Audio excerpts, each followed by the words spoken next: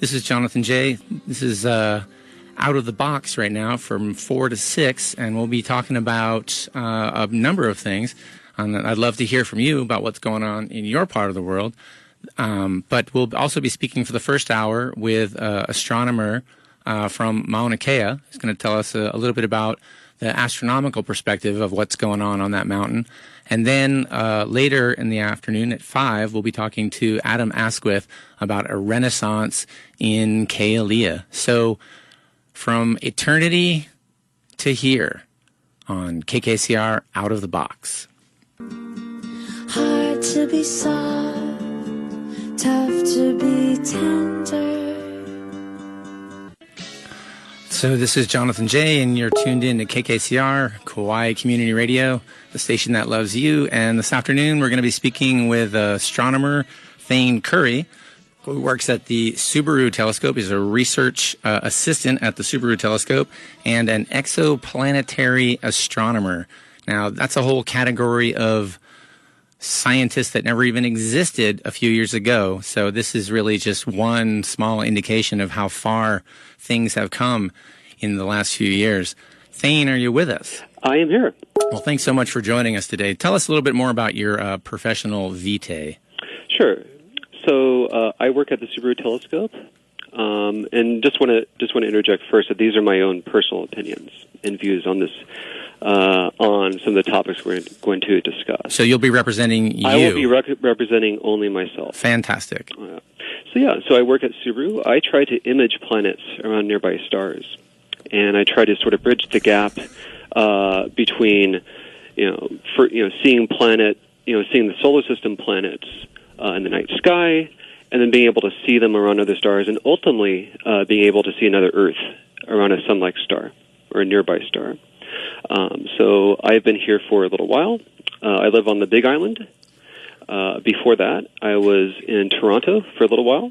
I grew up in Kansas on a farm, and I think that was when I first really fell in love with astronomy. Just being able to see the stars. And well, you got a lot of really dark skies out in Kansas. Yeah. Well, you do have a lot of cloudy nights, but it's very flat, and it's also very quiet, very rural.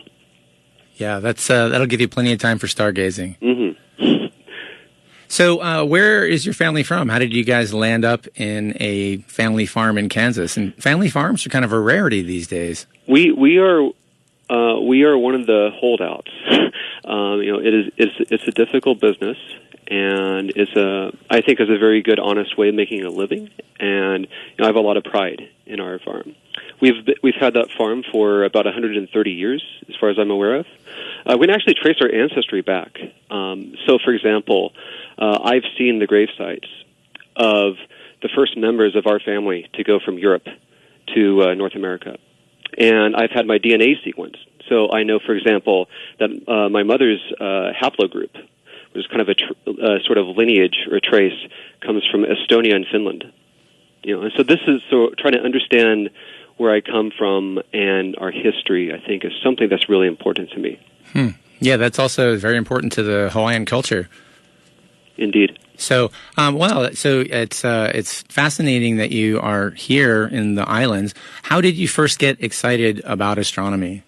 Well, I think it's simply from looking up in the sky and wondering what else is out there. There are all these dots, stars.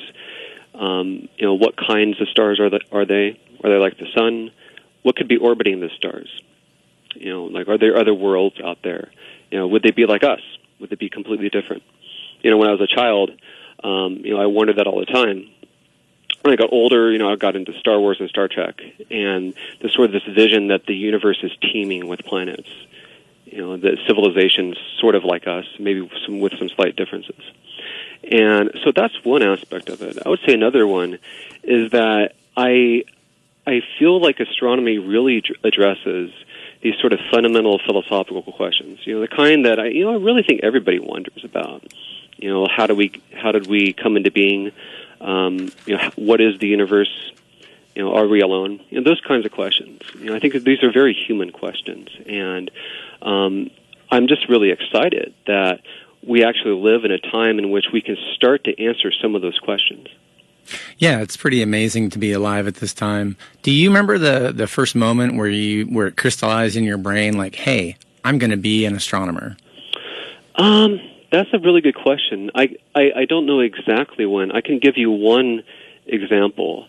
When I was in college, I went to a spiritual retreat at a monastery, and one of the monks had a telescope. And we had the telescope on the little tripod, and we looked at the Pleiades. And I remember just being really sort of viscerally drawn to how beautiful the Pleiades looked under a telescope, and trying to look at that, and then wondering how many other things are there out in the universe that aesthetically are also draw me so much. I think that was one instance that really pops out in my mind. I mean, another one is when I first actually went to Maunakea. Mm-hmm. This was still when I was in graduate school. I was still trying to figure out who I was, trying to figure out what kind of life that I want in the future. And there too, and I think even in a much greater way, I really felt there was something special about the vocation of astronomy, but also something special about this place. That this is really, I can sort of understand a little bit how this might be a place, a mountain that could be revered.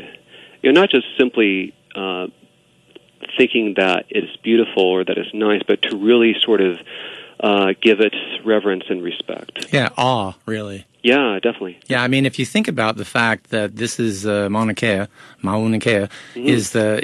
is by some measures the tallest peak on the planet, in that its base is 19,000 feet below the surface of the ocean on the oceanic plate. Yeah. And then it erupts further 14,000 feet into the atmosphere. That's 10,000 meters. There are no other 10,000 meter peaks on this planet. It's huge. I mean, it covers almost a quarter of the Big Island. Mm. Yeah, absolutely. And I don't know if you've ever been up there and watched the sunset, but it's eerie and amazing. Oh, absolutely. As the shadow of the peak of the mountain extends into the horizon and the sun drops below the clouds. Absolutely. I don't think you need to be an astronomer to appreciate that. I think that if, this is my personal opinion, but I think that if you don't find that beautiful, there's something a little bit wrong. It really, really is truly beautiful, and I think if you see it, once you see it for the first time, it can be a little overwhelming. Which is probably a good thing. Absolutely. I mean, because think what would it be like if we went through our lives and we were never overwhelmed? Absolutely. Yeah, that'd be terrible. Mm-hmm. So you are an exosolar planetary astronomer. Yes. Now, this kind of a job title never even existed 10, 15, 20 years ago.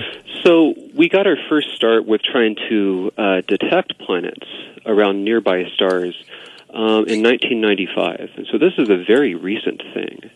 Now, in terms of imaging planets, in terms of actually not just simply knowing that they're there, but to actually see them with our own eyes. Well, that's even more recent. Walk us backwards. How were these other planets around other stars first detected? So they were first detected by the Doppler method.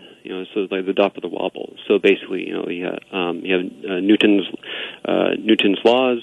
The star exerts a gravitational force on the planet exerts a force on the star, and you can actually track the influence of the planet on the star by a sort of periodic shift of spectral lines in the star. And you can use that to actually figure out roughly the orbital separation and get at least some limits on the mass of the planet.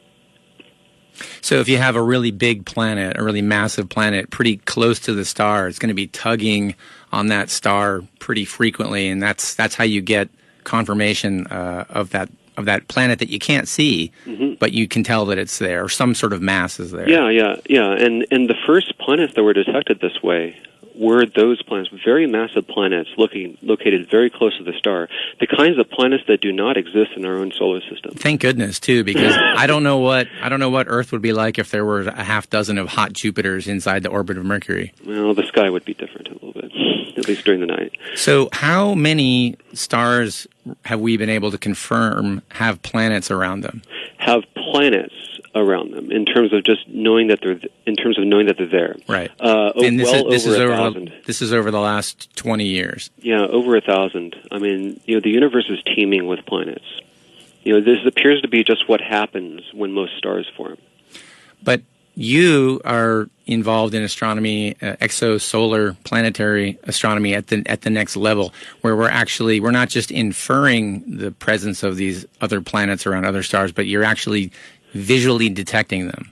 Absolutely, yeah. And so I try to directly image the planets around stars, and it's complicated because you have to remove the light, like this enormous glare of the star, to be able to see this really faint thing. Well, if you ever try and look towards the sun to try and take a photograph of somebody, yes, I mean it's really apparent, like, oh wow, it's really underexposed.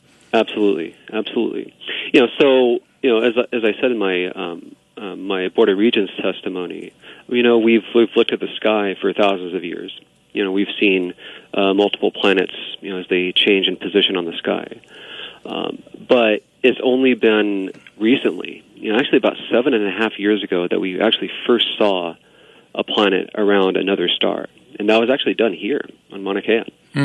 And so this star system is about 40 parsecs away? Yeah, so roughly about 40 parsecs away, or a bit more than 125 light years away. So the light that we're seeing from that system was emitted 125 years ago? Roughly, yeah. Okay, and then what are the planets that are there? So what we actually see are 4 planets orbiting that star.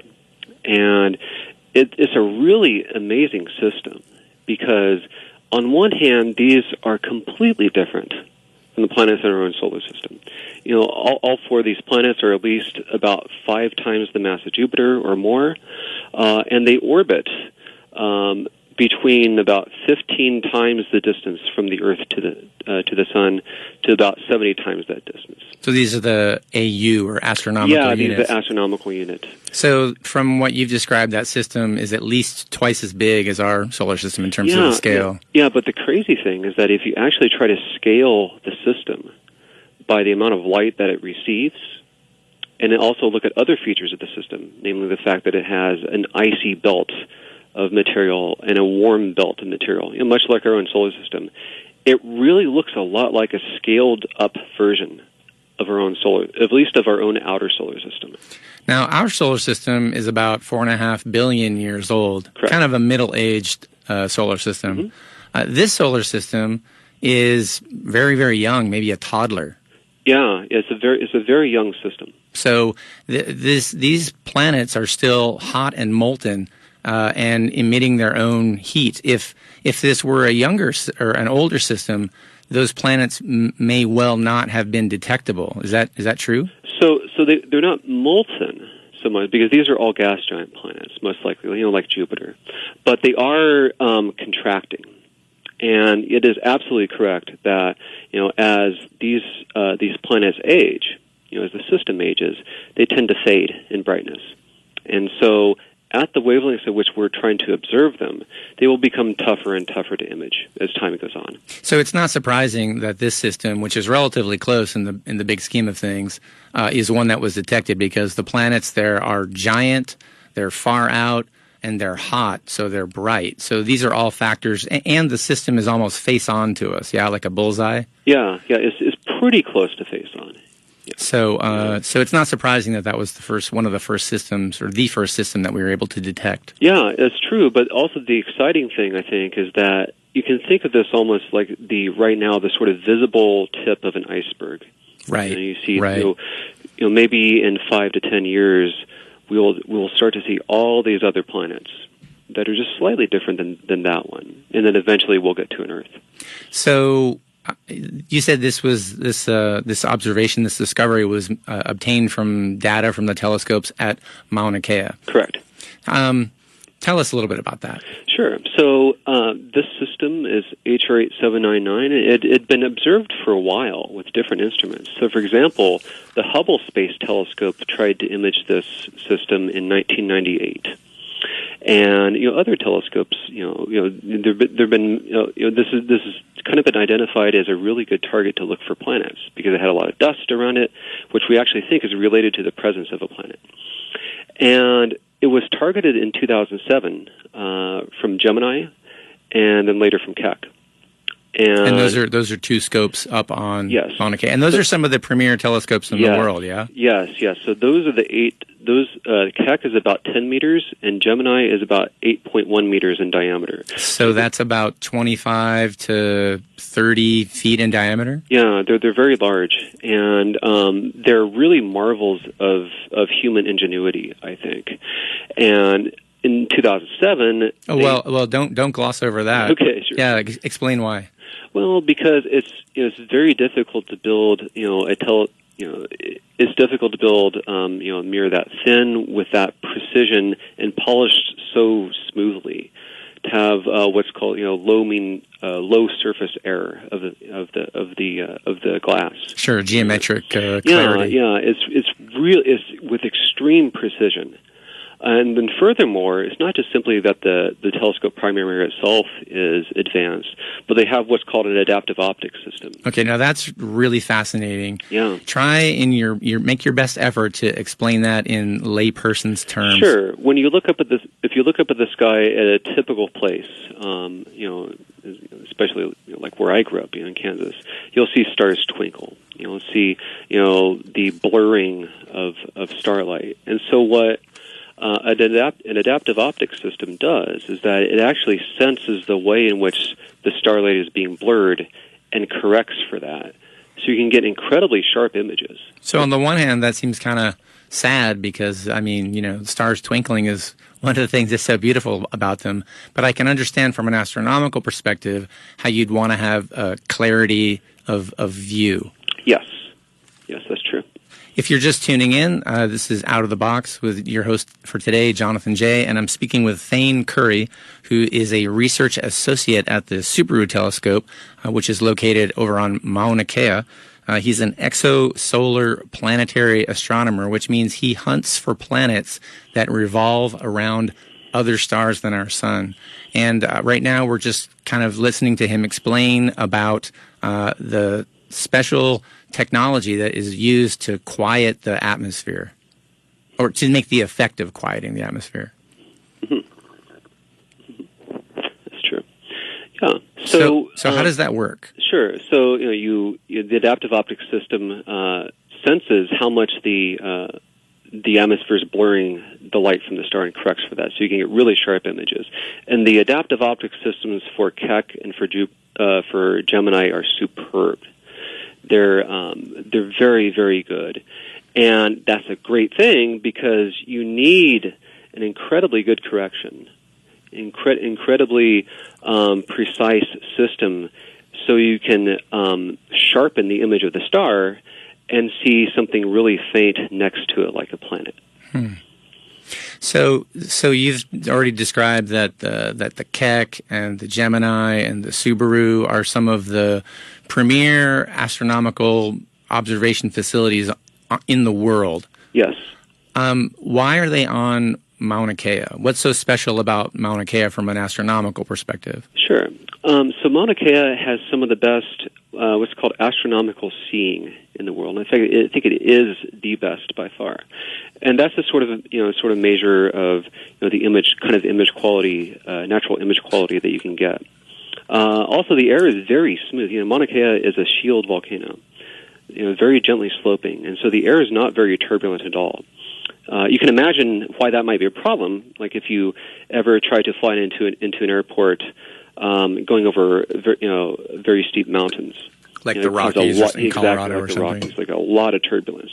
You don't want that if you're trying to image really faint things next to really bright things. And so the air is not very turbulent at all.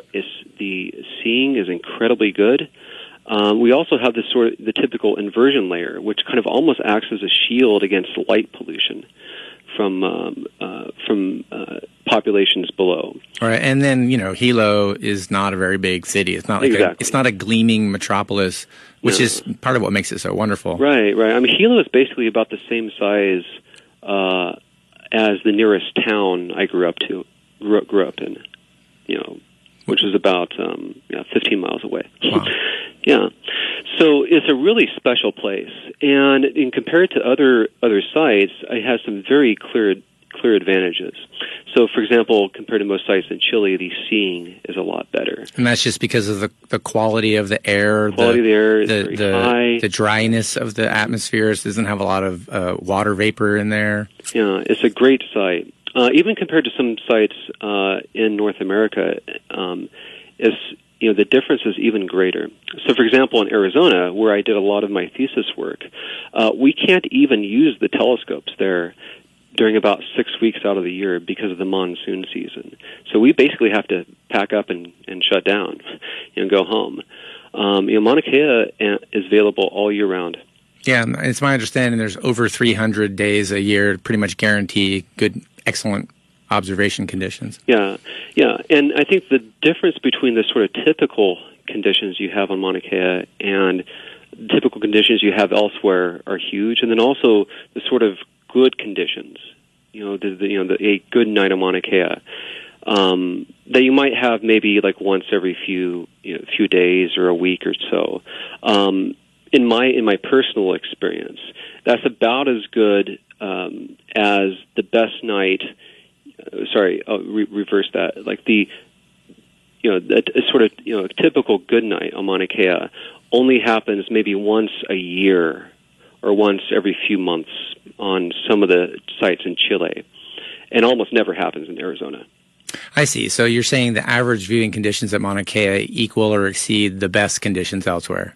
Well, I'd say the average conditions on Mauna Kea are I would say they're probably comparable to incredibly good conditions elsewhere, and the best that Mauna Kea has easily beats the best anywhere else.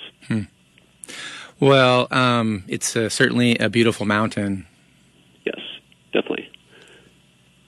I've heard you say that the world does not revolve around astronomy. Mm-hmm. What do you mean by that? Well, by that I mean that we live in a community. There are people who want to do astronomy, who are concerned about planets. There are people who are concerned about the environment. There are people who run businesses. There are people who have cultural practices, that they want preserved. And so we live in this pluralistic society where everybody has different roles, and people have different beliefs, too. Some people may believe in one God or more or none, or understand it all of us to live together and to work together, as neighbors.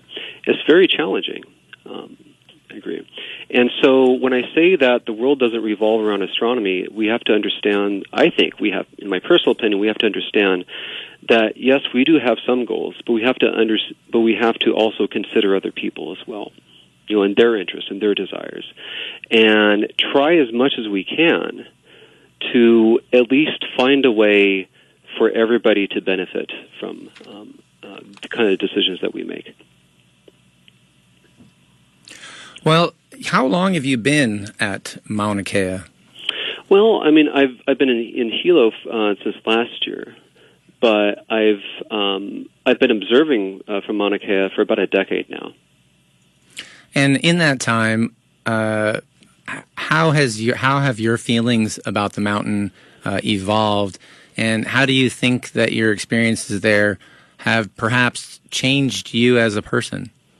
Yes. So there are a couple of things. I think as time has gone by, I have, I've been able to do more science from the mountain, but I also understand, the mountain as something that is shared. That is not all about us, and by that I mean astronomers. There are people who like it for hiking, but especially there are people who like it for its cultural significance. And that's very, very important, I think. And I've become a lot more cognizant of that in the past year, and especially in the past half year, I would say.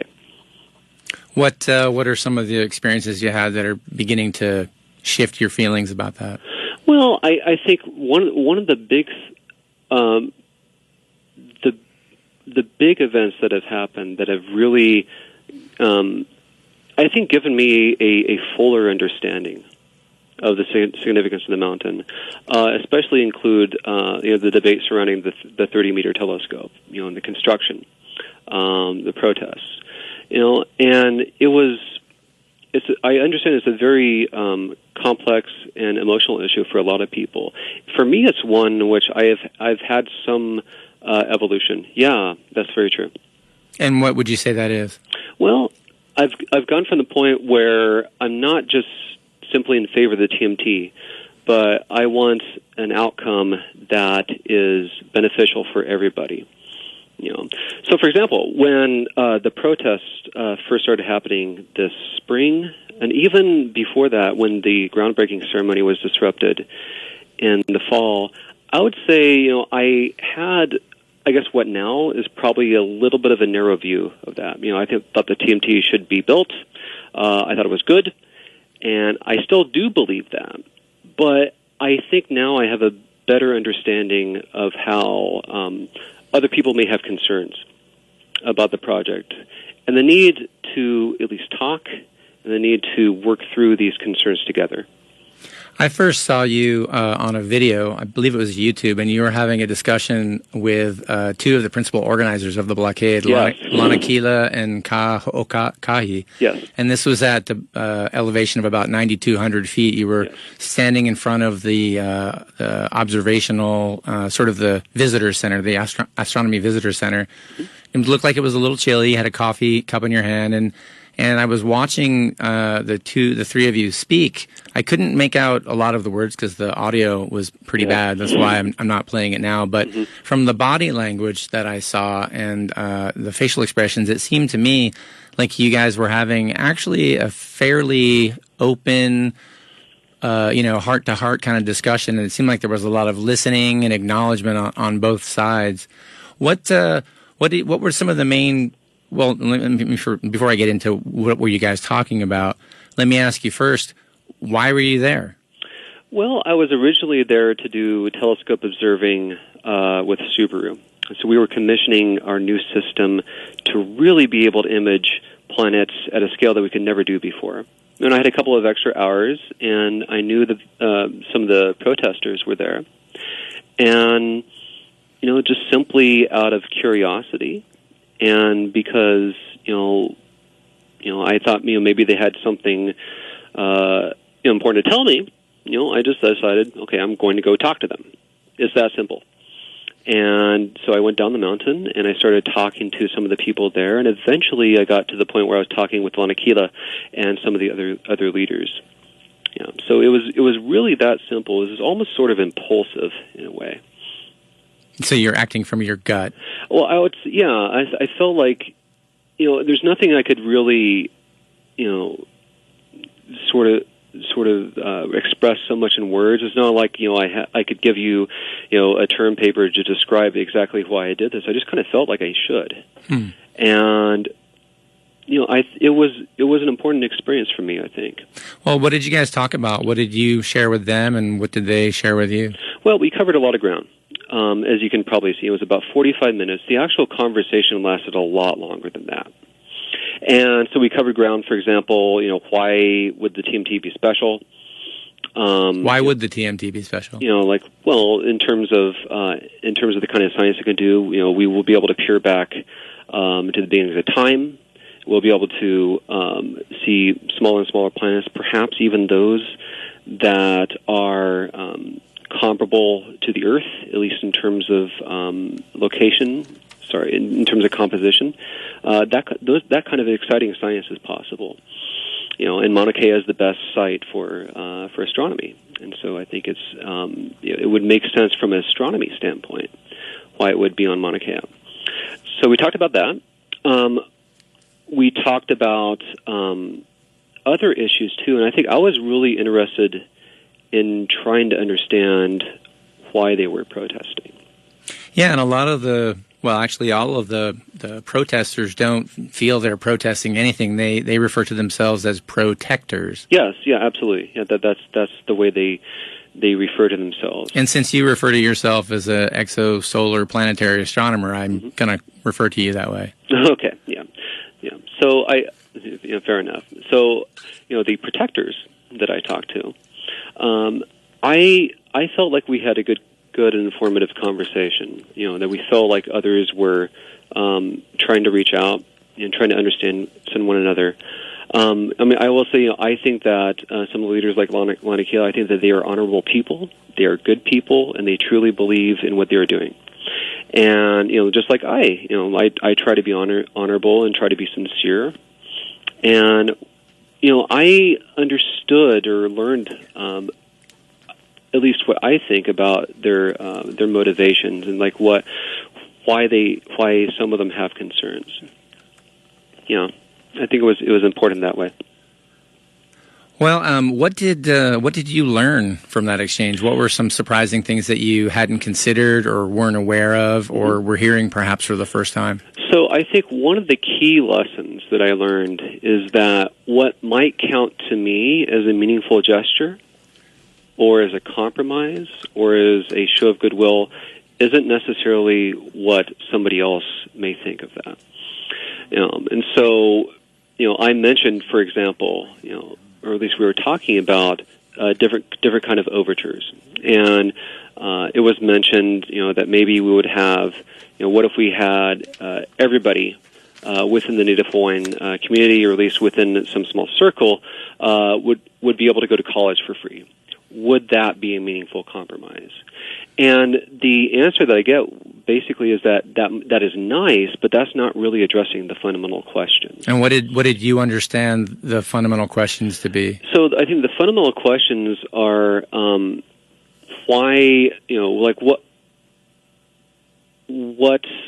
kind of trust should we have? It really is about the mountain, I think, in terms of the management of the mountain, in terms of whether there's a good balance between astronomy and cultural practitioners on the mountain. It really is about that. And so a lot of the economic arguments, I personally think are good, and they'll be good for Hawaii, but they're a little bit tangential to some of the concerns that they had. Right. Well, for example, as far as management practices go, I think everybody who wasn't responsible for it can agree that some of the management practices over the last 3 or 4 decades have been questionable. Yes. That's true. And that's actually pretty diplomatic. I think a lot of things that were allowed to happen that really should not have. Yeah. So I agree with that general sentiment, and I got that from the people I talked to. Could you give just 1 or 2 examples of some things that should never have been allowed to happen? Well, I wouldn't speak quite so much to that, but there's there was this general feeling that when the astronomy community says we need to compromise, it's a little bit unclear exactly what that translates to. So, for example, Maunakea said that, we allowed, our kupuna allowed 1 telescope, then 2, then 3, and it went up to 13. And, there's this sort of, the astronomy community can say, and I believe them, that, telescopes that run their course will be decommissioned, the land will be returned to its original state. But there's some distance between that promise and a belief that will be carried out on the kind of the time scale that people want. Yeah, well, because there wasn't even a decommissioning plan on the table until a couple of years ago. Yeah, it's a very fluid thing. Now I will say, there are some cases in which the University of Hawaii has done some good things, or has at least has definitely gestured towards improving the situation. There have been several audits, and the most recent one, my understanding, is that there's a significant improvement in management. I think the problem. I think that you can delicately say that. Yes. Yeah.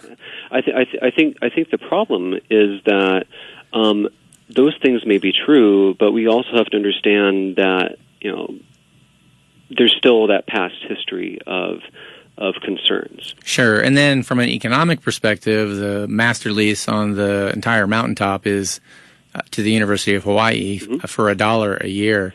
Yeah. And that is pretty crazy when you consider that there's over almost $500 million worth of technology up on the mountain, and they're talking about putting 1.5 billion times more. So sure. So with that issue, my understanding is that and technically they pay $1 in rent, but in terms of value, the rent, this is converted to telescope time for the University of Hawaii, and this is very valuable time. This has really made the Institute for Astronomy a powerhouse, a premier place to do astronomy in the world. Sure, and that's wonderful, but I'm just saying it doesn't contribute monetarily to the coffers of the state to provide the goods and services that the citizens and people who live here need. So, yeah, well, I mean, that's understandable for sure. Now, the TMT is a break from that pattern. So they will pay rent because everyone recognizes how completely unrealistic and unfeasible the policies have been. We got a question from a caller who just wants to know what is unique about having the TMT on Maunakea instead of a telescope in orbit, like, for example, say the Hubble or the new James Webb telescope that's one day scheduled to get off the ground if they can just launch enough billions of dollars underneath it. Yes, now that's an excellent question.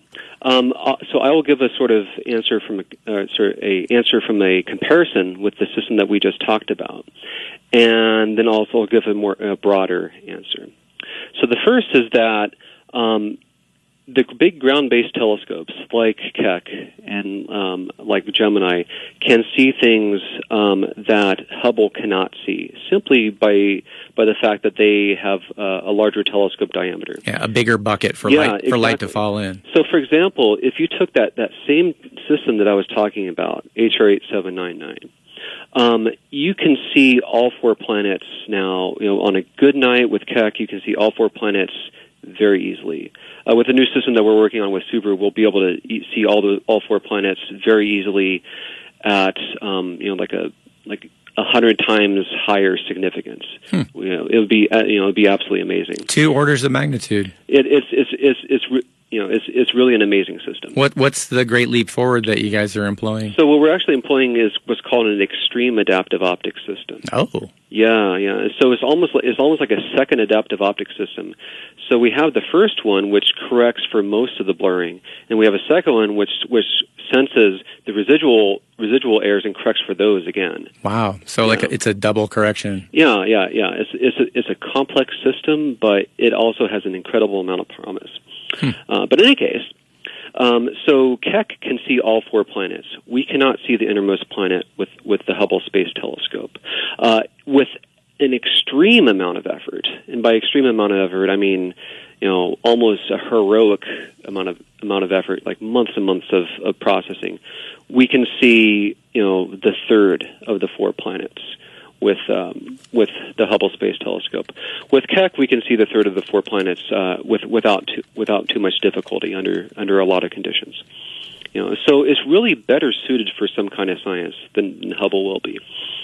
Now, the James Webb Space Telescope will be more powerful in many ways than Hubble, but it also suffers from the same sort of fundamental disadvantage, which is that it is a smaller telescope. And the reason why it has to be smaller is because we don't have the technology or the capability to launch gigantic things into space. Right. I mean, we don't have the shuttle anymore. And it's very difficult to launch large things into space. The process by which the James Webb Space Telescope will actually unfold, is a little.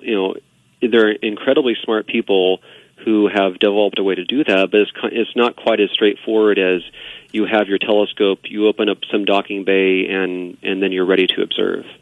It's a very complex sequence. Now, if we were trying to put something like the 30-meter telescope in space, that would be kind of a dream of many, but really it is a dream. We don't have the payload to be able to handle something that large. We would have to take it up in pieces and have astronauts in space, put it together, phase the mirrors, test it. It's an incredibly complex process. To give you a sense of scale, the James Webb Space Telescope, will end up costing about like $10 billion or so. Yeah, that's a lot of money. imagine something that much larger, a 30-meter telescope in space. That the costs are astronomical. You want a rim shot on that one, or? Oh, I have no idea. It would be like... No, I mean, that's like, you just made a funny joke. Yeah. I mean, that's got to be like a classic astronomer joke, right? Actually, I'm not sure if I've ever... At least in this context, I haven't heard it, but I've heard of it in others. I think you guys don't get out enough then. Yeah. We need to be more sociable. If you're just tuning in, I'm speaking with Thayne Currie. He's a research associate at the Subaru Telescope. That's a facility located over on the Big Island on Maunakea. And he is an exosolar planetary astronomer, which means he hunts for planets around other stars.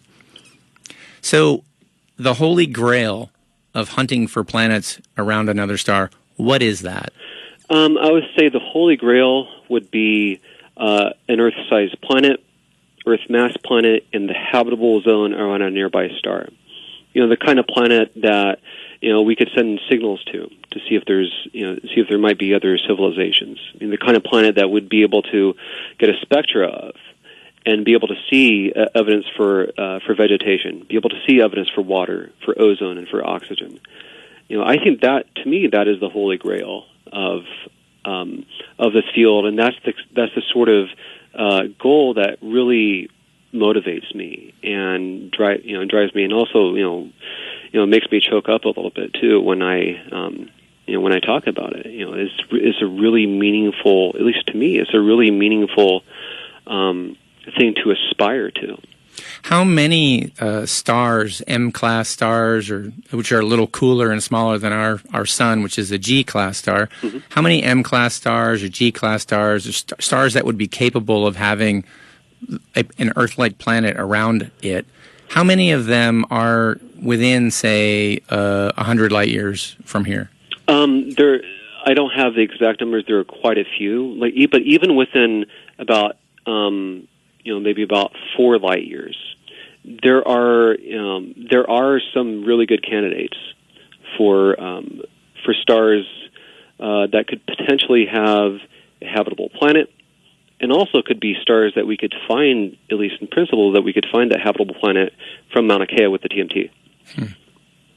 So if you found a star nearby, less than 100 light years away, that had an Earth-like planet on it, and you got spectra, and mm-hmm. it had like an atmosphere with oxygen in, it seemed like, gosh, this might be another freaking Earth.